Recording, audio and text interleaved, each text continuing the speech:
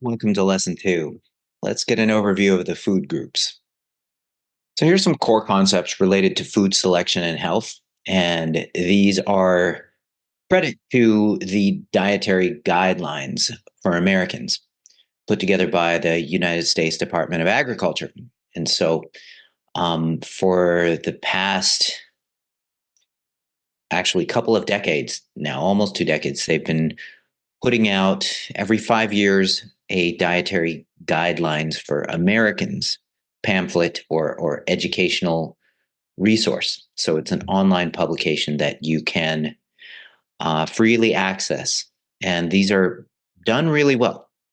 And they have definitely um, a rigorous and scientific basis to the information within these educational resources. So I would definitely recommend seeking them out if you have the have the resolve to do so. So this was a combination of the 2015 to 2020 as well as the 2020 to 2025, the latest edition of the dietary guidelines for Americans. And three core concepts when you're talking about food selection and health are dietary pattern, nutrient density, and variety. And let's briefly go over what these things mean. So, dietary pattern is a combination of foods and beverages that constitute an individual's complete dietary intake over time.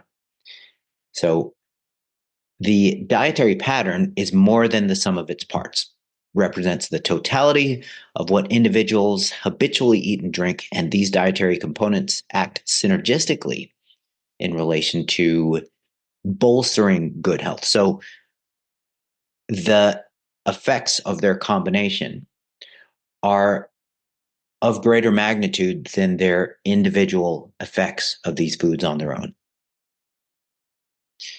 So, therefore, one's dietary pattern is more predictive of overall health status and disease risk than individual foods or nutrients. And so, this is a big point about dietary pattern or the concept of dietary pattern, also called eating pattern. So, nutrient density, this is what it means. Nutrient dense foods and beverages provide vitamins, minerals, and other health promoting components and have little added sugars, saturated fat, and sodium. So, nutrient dense foods, you can pretty much think of them as whole and minimally refined foods with minimal stuff added to them. And that stuff specifically is going to be added sugars, added fats, and sodium. Examples of nutrient dense foods include vegetables, fruits, whole grains, seafood, lean beef, pork, poultry, whole eggs, beans, peas, and lentils, unsalted nuts and seeds, and fat-free and low-fat dairy products. And by the way, this is straight from the USDA. I would caution that there is a substantial bit of literature showing that full-fat dairy, aside from butter, has neutral to positive health effects on the whole. But anyways, you can't lose. I mean, it's erring on the side of safety to go fat-free and low-fat with dairy products. And lean meats and poultry, when prepared with little or no added sugars, saturated fat, and sodium. That's nutrient density. Variety is kind of self-explanatory, but the reason for it is something that I would like you to really anchor onto because it's important. A diverse assortment of foods and beverages across and within all food groups and subgroups selected to fulfill the recommended amounts without exceeding the limits for calories and other dietary components is what variety means. And it's important to get variety or diversity within and across the food groups. Okay, just for example, selecting a variety of foods in the vegetables food group can be accomplished over the course of a week by choosing from all subgroups of the vegetables, including dark green vegetables, red and orange vegetables, and other vegetables of all colors and types. Onions, for example, they're neither dark green or red or orange. They're kind of a translucent beigey white. in most cases, in some cases. But nevertheless, getting a variety of these foods within the food groups and across the food groups will maximize the nutrient spectrum that you ingest. And in turn, that will optimize preventive health, and also it'll minimize your chances of developing chronic disease as you are getting a lot of the essential and beneficial nutrients needed for this purpose. Okay, if you'll recall back to the big picture of nutrition for maximizing health span, we have this pyramid, this pyramid graphic that I developed. And over here, what's being circled, coverage across the food groups and diversity within the food groups. This specifically relates to food selection.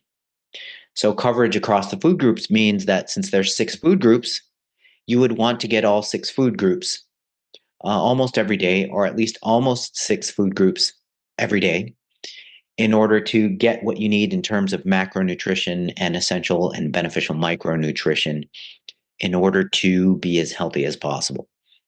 And it comes down to covering the spectrum of food groups to get complete nutrition. And then over here, diversity or variety within the food groups fills in any potential gaps that you might be incurring in food selection that is not as diverse or complete, and thus not as comprehensive in its coverage of essential and beneficial nutrients.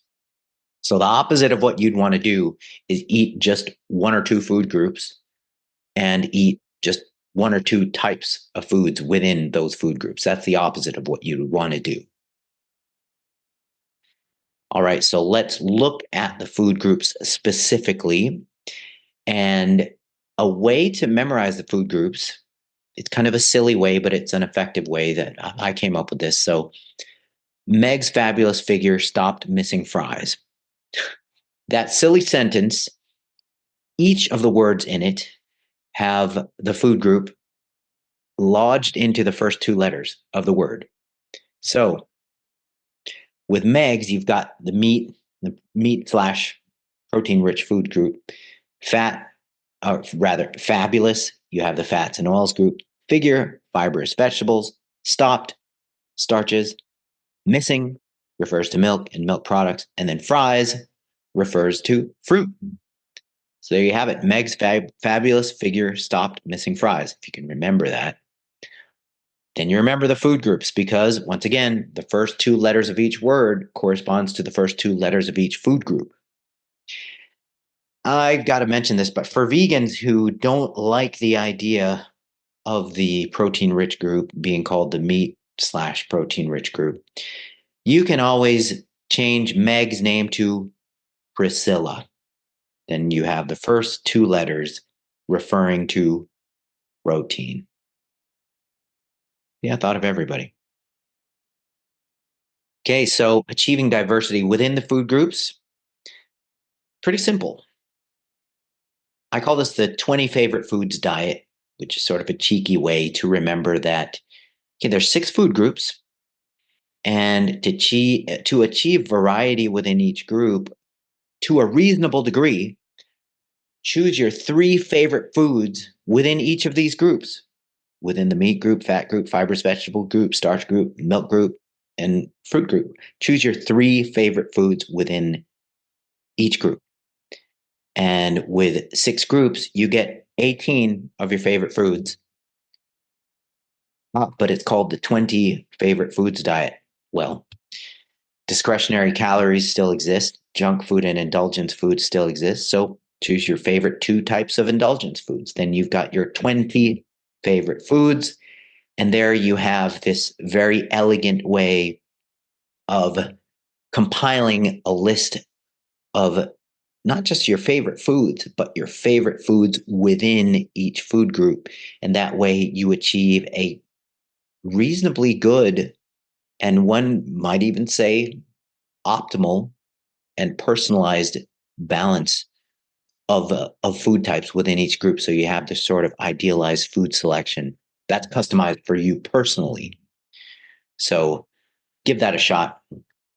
Think of your 3 favorite foods per group and then compile that list of 18 of your favorite foods, and then add 2 more foods that may be indulgence foods, like, who knows, desserts and or drinks, or just desserts and more desserts.